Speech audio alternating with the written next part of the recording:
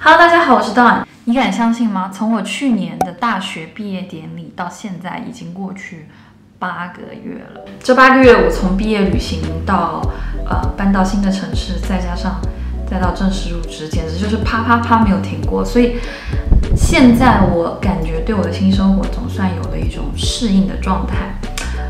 我就想来今天聊聊这件事情。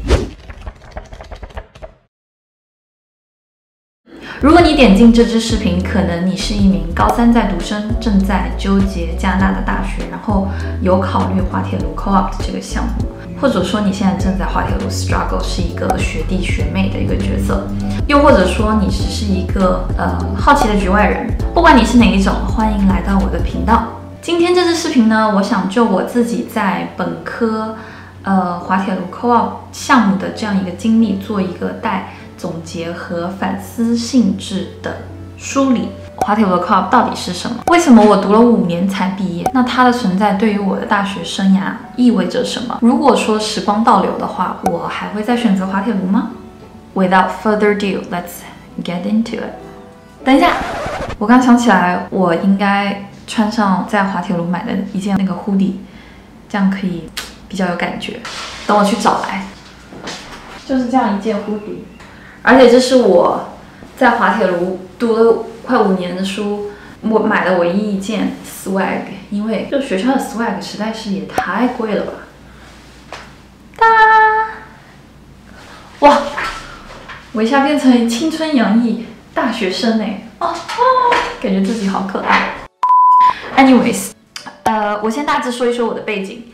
我是2013年的夏天从国内来到加拿大读高3的，2014年就读滑铁卢数学系的 Co-op， 去年4月份毕业，现在已经就正式上班快半年多了。Okay, first of all，what is Co-op？ 加拿大的学制呢是每4个月一个 term， 从9月开始算起，分为 fall、winter 和 spring 这个 term。那刚刚说的是就是一个很 regular 的一个 program，4年读完。Spring 这个 term， 也就是说5到8月的话，基本上就是放假嘛。那么 Co-op 的项目下来呢，就是4年又8个月，中间是每个 term 是没有停的。它由8个 study term 和6个 Co-op term， 或者说 internship 组成。每个人他完成这些 term 的 order 是不一样的，它这个东西叫做 sequence。那拿我选择的 sequence 来打比方呢？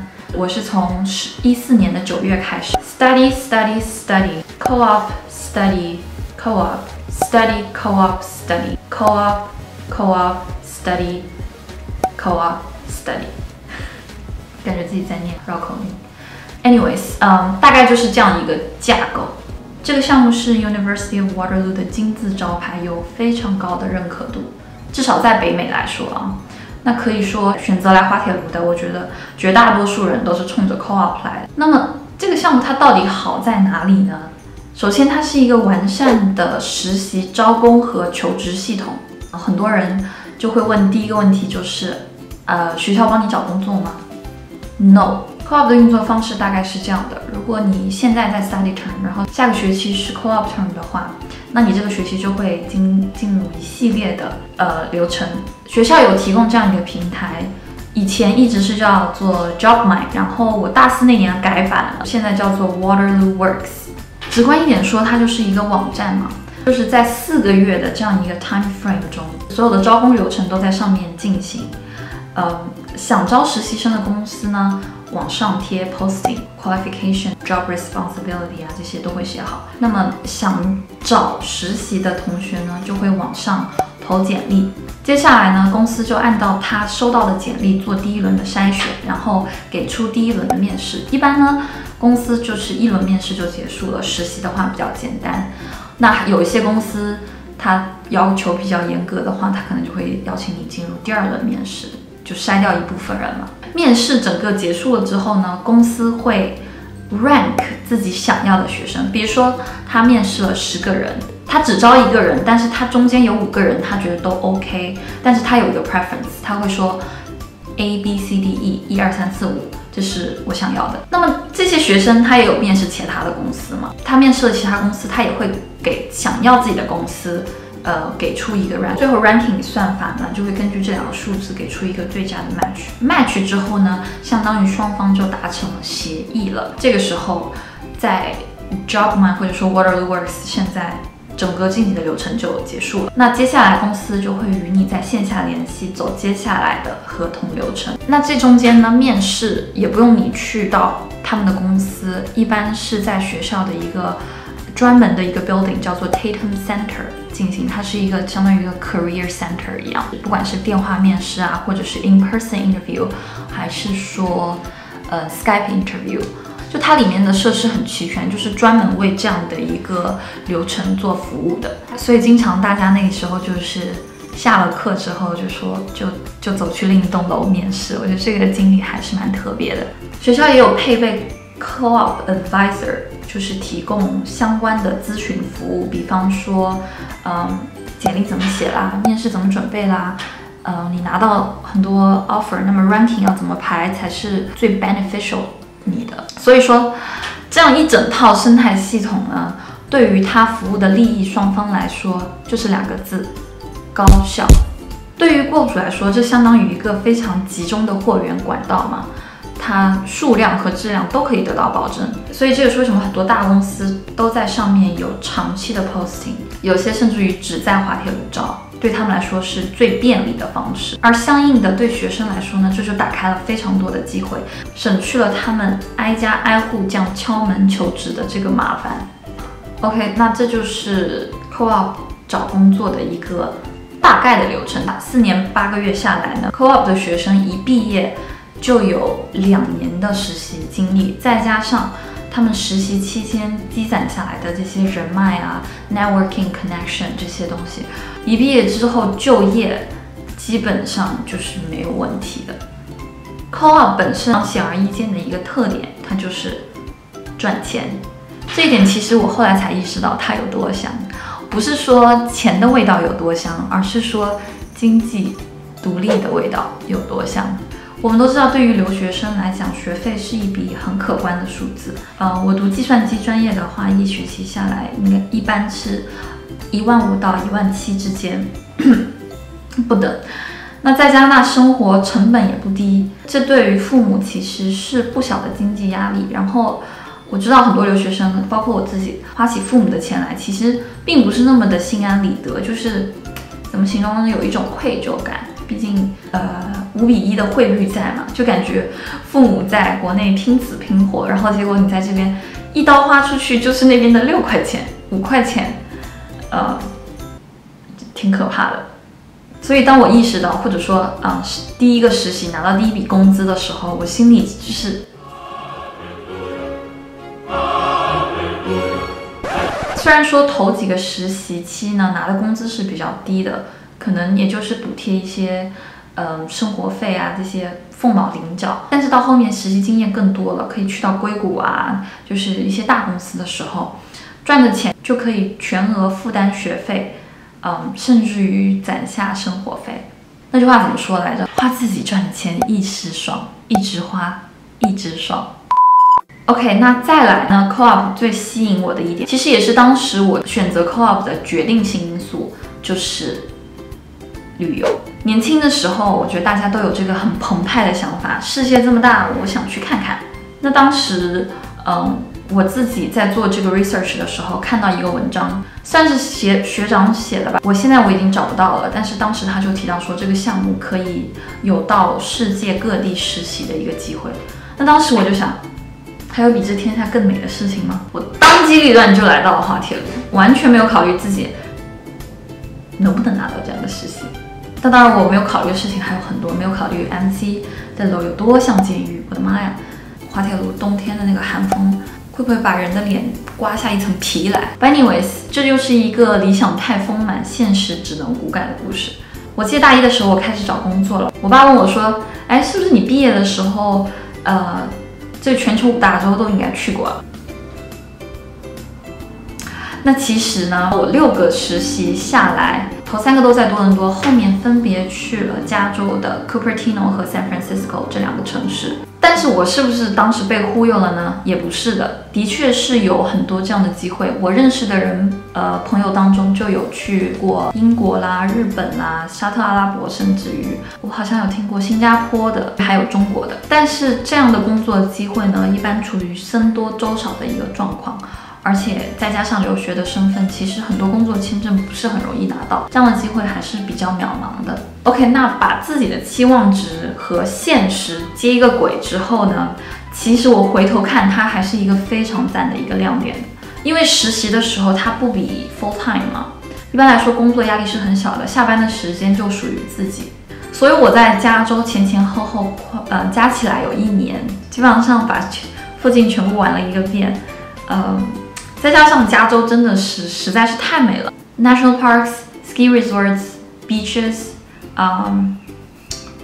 desert， 就是它那个地形实在是太复杂了，依山傍水，然后还有沙漠，简直应有尽有 ，like absolutely amazing。我觉得那个时候其实体验的东西还是挺多的。如果你跟我一样是一个非常喜欢旅行，然后想去不同的地方住一住，然后感受一下当地的一个自然风光也好，人文风光也好，这样一个心愿的话，我觉得 Co-op 的确是一个很好的一个途径。OK， 那说到这里，我感觉我自己已经感觉在跟 Co-op 打广告了，好像把 Co-op 形成了一个不二的选择一样。那其实它是不是一个完美无缺的选择呢？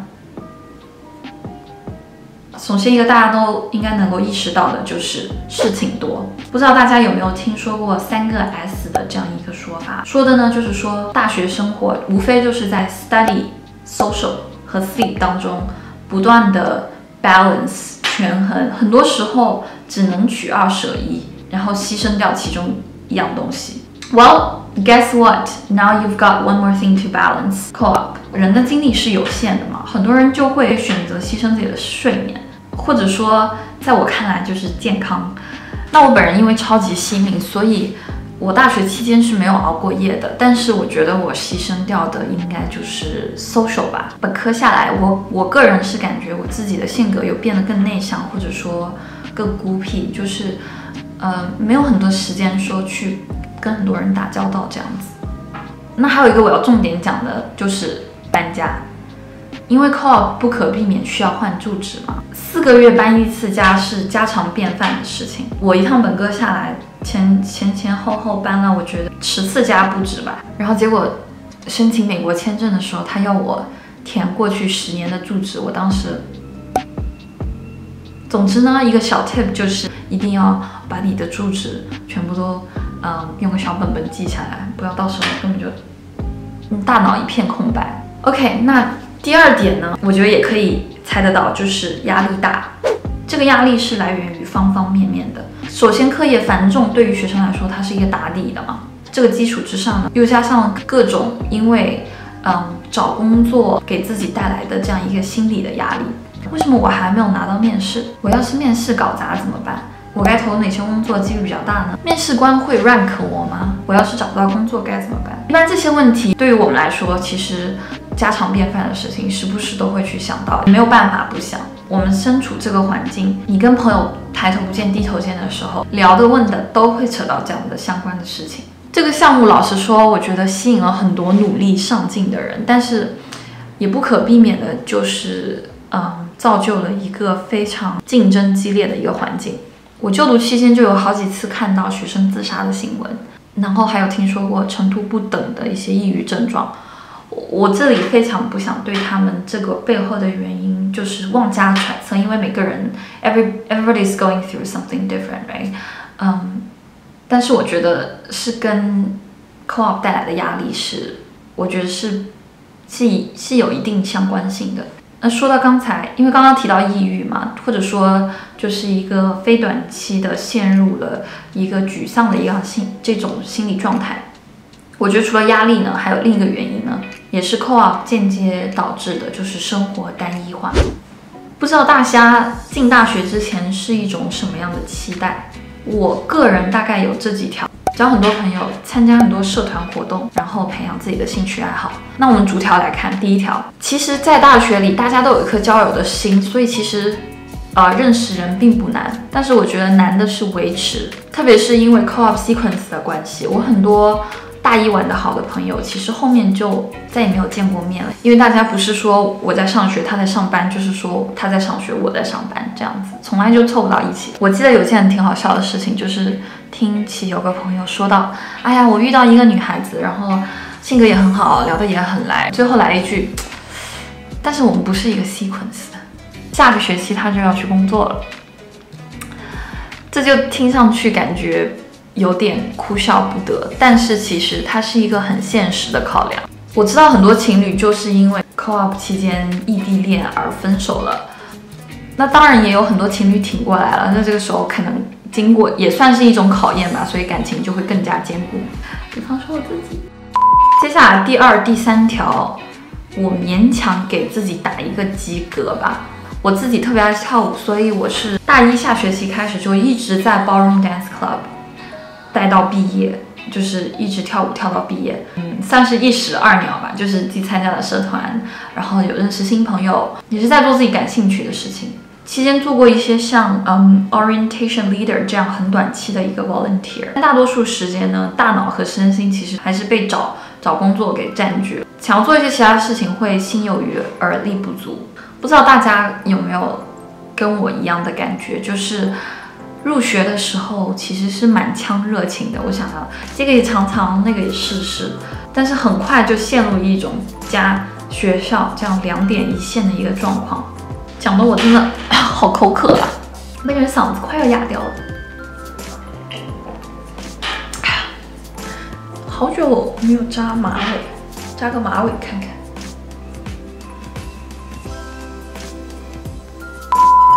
OK， 那我其实刚刚就是我觉得比较主要的好和坏都讲完了。那因为我是过来人嘛，所以就是对于刚刚我讲的一些压力啊、事情多啊，然后生活单一化这些点，我想给到大家一些很简单的一些建议，希望可以说给到一些帮助。首先第一点，不要过多的跟别人比较。我记得大一头1个月的时候，我刚入学，我就跟我妈打电话说，我说这里的人真的比我聪明，而且比我努力。那后来我很快就调整自己的心态，就是不要跟别人做比较，设定自己的目标和期望值，然后能够一步步的去达到，然后 recognize 自己的努力就好了。第二点呢，就是 take a break。我觉得我观察到很多人就是整个 brain 啊 mindset 全部就是 consume， 就是被找工作这件事情给吞噬了。如果你发现自己已经就是在过度焦虑一些不必要的事情的话 ，drop it， switch context， 干一些事情呢 cheer yourself up。对于我来说，健身房和舞房是我 re-energize 的地方，或者说 bug 死活抵不出来的时候，就是放空大脑的一个地方。这样呢，在两点一线的日常里加入了一个点，成为一个三角形。我觉得多换一个环境，对，换一下自己的大脑，换一下自己的心情是非常有帮助的。OK， 第三点呢，就是 know that you are not by yourself， 不要强行自己消化自己的孤独感啊、压力啊、挫败感啊这些等等等，向同学相互抱怨啊，向自己的家人朋友倾诉吐槽，或者说想要更专业的帮助，也可以找 career advisor， 或者是去学校的 mental clinic 做一些心理咨询。我觉得解决问题的第一个步骤肯定是认识问题嘛 ，talk about it，it'll make you feel better。OK， 时间关系呢，今天就讲到这里。5年的经历，这其中这个复杂的程度和维度，我觉得都不是这个10几分钟或者20分钟，我也不知道我自己录了多长，的一个视频可以讲得清楚和明白的。总结来说，我真的觉得 co-op 对于我的大学生涯呢，就是一个 double-edged sword。我不后悔进了 co-op， 但是我觉得 there's something I could have done better to make the whole experience worth。如果你和5年前的我一样，在纠结学校的时候呢，在网上看到了这条视频，希望以上有给到你一些参考。当然，我所述的经历和感受其实只是千千万万中的一种，里面可能有很多普世的共同点，但有一些可能就真的只是我个人的一些想法而已。希望你能根据自身的情况多做 research， 最终选到自己心仪的学校。那如果呢，你现在正在这个5年中挣扎沉浮，希望这支视频可以给到你一点点信心。这场游戏我们都选择了困难模式，但我相信你一定可以找到适合自己的通关方式。加油！最后呢，如果你喜欢我的视频，请别忘了按赞、留言、订阅、分享、收藏。You know, whatever you feel like。那我们下期再见啦，拜拜。